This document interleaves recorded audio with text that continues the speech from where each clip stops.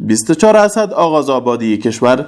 از آغاز حاکمیت امارت اسلامی افغانستان تا کنون وزارت فواید عامه به منظور ایجاد اتصال ملی، منطقه‌ای و بین المللی تطبیق پروژه های زیربنایی در کشور کارهای زیادی را در بخش اعمار و بازسازی شاهراه‌ها، سرک‌ها، خط آهن، پل‌ها، تونل‌ها، حفظ و مراقبت سرک‌ها و خط آهن، اعمار مساجد در امتداد شاهراه‌ها و نصب علائم ترافیکی آغاز نموده که شمار زیادی از این پروژه ها تکمیل شده و شمار آن تحت کار می باشد.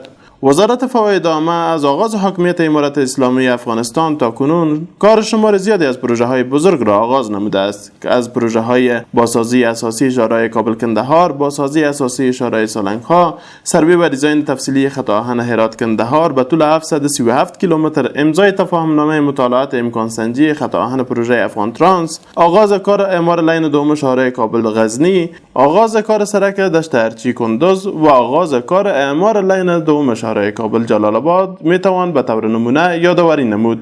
وزارت فواید عامه مطابق پالیسی اقتصاد محور امارت اسلامی افغانستان به همه هموطنان عزیز اطمینان می‌دهد که برای رشد اقتصادی و تجارتی کشور، اتصال منطقه‌ای و بین المللی و پیشرفت اجتماعی در بخش اعمار و حفظ مراقبت و توسعه زیربناهای ترانسپورتی با کیفیت، مسئول و پایدار در بخش سرک‌ها، پل‌ها، تونل‌ها و خط آهن تلاش جدی خواهد کرد.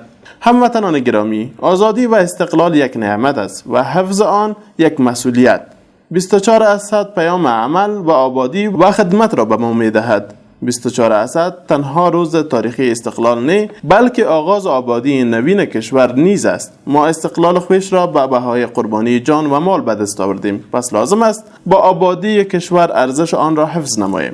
هموطنان عزیز، 24 اسد روز شکوه، وقار، عزت، استقلال و قربانی های کشور است. بیایید این روز را با اتحاد، کار و خدمت گرامی بداریم. 24 اسد پیروزی تاریخی و استقلال کشور بر همه تان مبارک باد.